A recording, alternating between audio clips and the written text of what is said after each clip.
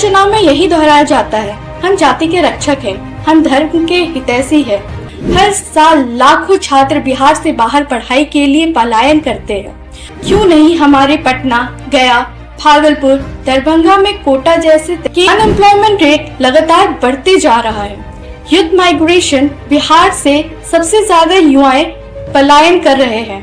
अब बहुत हो गया धर्म जाति का खेल, अब बिहार को चाहिए विकास की राजनीति। बिहार डीएनए से तेलंगाना डीएनए बेहतर है। बिहार के लोगों को मुझे सवाल पूछते हैं, आपके यहाँ के राजनेता कुछ नहीं करते, आप बाहर जाते हैं, आपको नहीं लगता कि आप हर जगह जाके अपमानित होते? आपका स्वाभिमान कहाँ है? वहाँ के लोकल वाले हम लोग को बहुत टॉर्चर कर रहे हैं। उन लोगों का कहना ये है कि तुम लोग गुजरात से अपने बिहार चले जाओ। ये मेरा बिहारी लोग तो ना फुटबॉल तरह मारता था, भगाता था, भागो यहाँ से, वरना सोम के बाद इनकाउंटर करूंगा। हमारा एग्जाम है, मजबूरी में हम होटल में काम कर रहे हैं। हमको माँ बहन को गाली देकर गया है लोग, बात बिहारी गाली है। सरकार का कहना है बिहार में बाहर है, लेकिन जनता कह रही है हम तो लाचार है। लगता है फिर एक बार बिहार में चुनाव है। हर चुनाव से पहले तस्वीरें सजाई जाती है, वादों की माला फिर से तैयार होती है। नेता आते हैं, मंचों से चिल्लाते हैं हम विकास लाएंगे, बिहार को बदल देंगे, लेकिन सवाल वही का वही खड़ा है। क्या वाकई बिहार में सब कुछ ठीक है? जब भी बिहार सरकार से सवाल पूछा जाते हैं तो जवाब यही होता है, सब बढ़िया है, विकास हो रहा है, युवाओं के लिए अवसर है। लेकिन नेता के झूठे वादों से बाहर निकलिए। टूटी सड़कें, बदहाल स्कूलें, बेरोजगार युवाओं की लंबी भीड़, यही है सच्चाई। तो फिर सवाल उठता है, क्या अखबारों और बयानों में जो बिहार की बहार है वो जमीनी सच्चाई से मेल खाती है? आज बिहार की राजनीति जाति और धर्म के नाम पर बटी हुई है। कोई यादव वोट की बात करता है, कोई मुस्लिम वोट बैंक साधता है, कोई अगड़े पिछड़े के नाम पर लड़ाई करवाता है। हर चुनाव में यही दोहराया जाता है, हम जाति के रक्षक हैं, हम धर्म के हितैषी हैं, लेकिन कोई नहीं कहता हम शिक्षा देंगे, हम रोजगार लाएंगे, हम पलायन रोकेंगे। तो सवाल ये है, क्या बिहार की जनता हमेशा इसी जाति धर्म की राजनीति में उलझी रहेगी?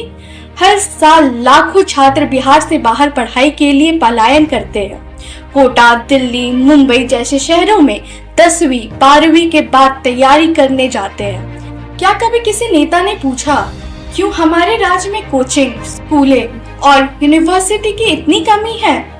क्यों नहीं हमारे पटना, गया, भागलपुर, दरभंगा में कोटा जैसे तैयारी हो सकती है? जो बच्चे बिहार के IAS, IPS, डॉक्टर और इंजीनियर बनते हैं, क्या वो बिहार से पढ़कर बनते हैं? नहीं।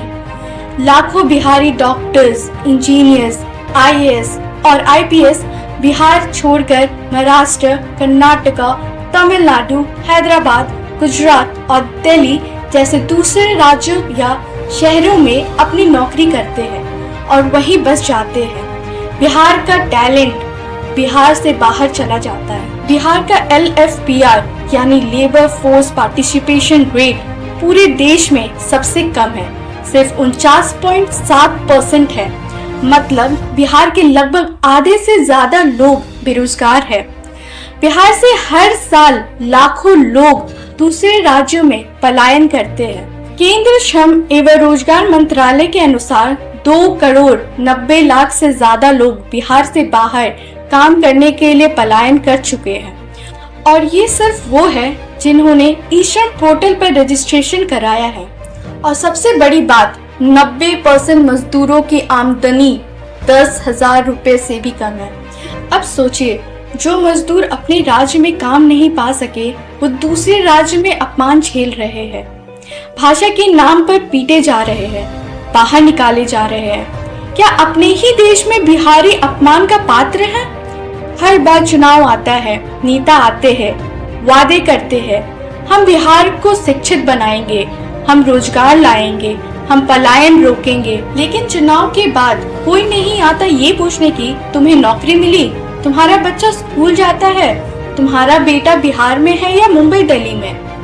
20 साल से बिहार के सत्ता में JDU, भाजपा और RJD तीनों रहे हैं। जनता ने हर किसी को मौका दिया, लेकिन बदलाव का क्या?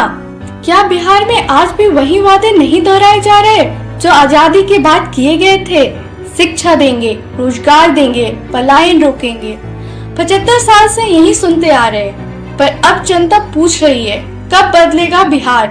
बिहार की लिटरेसी रेट आज भी देश में सबसे नीचे है, करीब 63%, जबकि राष्ट्रीय औसत 77% से ऊपर है। अनएम्प्लॉयमेंट रेट लगातार बढ़ते जा रहा है। यूथ माइग्रेशन, बिहार से सबसे ज्यादा युवाएं पलायन कर रहे हैं। तो सवाल ये नहीं है कि कौन जीतेगा, सवाल ये है कि कौन बदलेगा बिहार को। अब वक्त आ गया है कि हम नेता ना चुने जो जाति बताए, बल्कि वो चुने जो भविष्य बनाए। अब हमें वो नेता चाहिए जो शिक्षा की बात करे, जो रोजगार के मॉडल बनाए, जो युवाओं को बिहार में ही अवसर दे, जो पलायन को जड़ से खत्म करने की सोच रखे। अब बहुत हो गया धन जाति का खेल, अब बिहार को चाहिए विकास की राजनीति। अब बिहार के लोगों को एकजुट होना होगा।